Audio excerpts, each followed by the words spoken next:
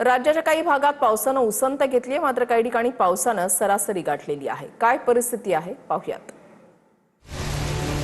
अल निनोचं संकट डोक्यावर असतानाही राज्यात यंदाच्या पावसाळ्यात आजपर्यंत 637.1 मिलीमीटर पाऊस पडला। राज्यात या काळात सरासरी 622.6 मिलीमीटर पाऊस पडतो। मात्र आतापर्यंत सरासरीपेक्षा 2% जास्त पाऊस पडलाय। असं असलं तरी विदर्भ मराठवाड्यात सरासरीपेक्षा कमी पाऊस पडलाय। आतापर्यंत हिंगोली जिल्ह्यात सर्वात कमी पावसाची नोंद झाली आहे, त्यामुळे शेतकऱ्यांमध्ये चिंतेचं वातावरण आहे।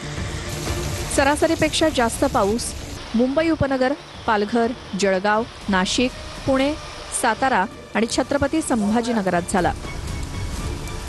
सरासरी इतका पाऊस मुंबई शहर, रायगड, रत्नागिरी, ठाणे, अहिल्यानगर, धुळे, कोल्हापूर, सांगली, धाराशिव, लातूर, नांदेड, परभणी, बुलढाणा, भंडारा, गोंदिया, वर्धा आणि यवतमाळ जिल्ह्यात झाला।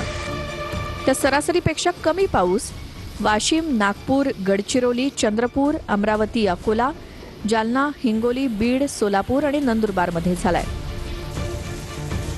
ऑगस्टच्या पहिल्या आठवड्यात राज्यभरात पावसानं उघडीप दिल्यामुळे फक्त 3.6 मिलीमीटर पाऊस पडला।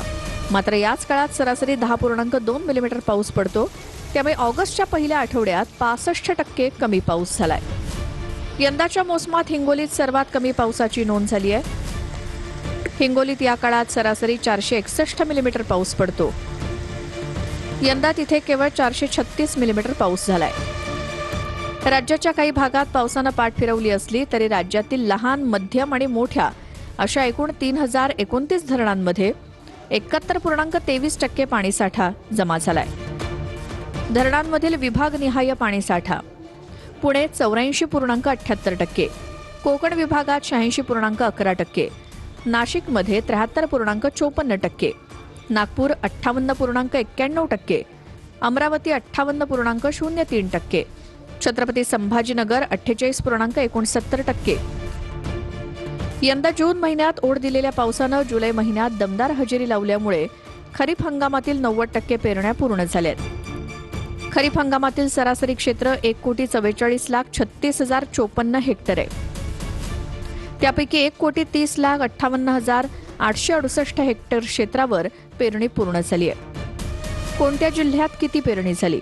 नाशिक विभागात 95%, पुणे विभाग 93%, कोल्हापूर विभाग 92%, छत्रपती संभाजीनगरमध्ये 91%, लातूर विभाग 91%, अमरावती विभाग 93%, नागपूर विभाग 82%, तर कोकण विभाग 69%।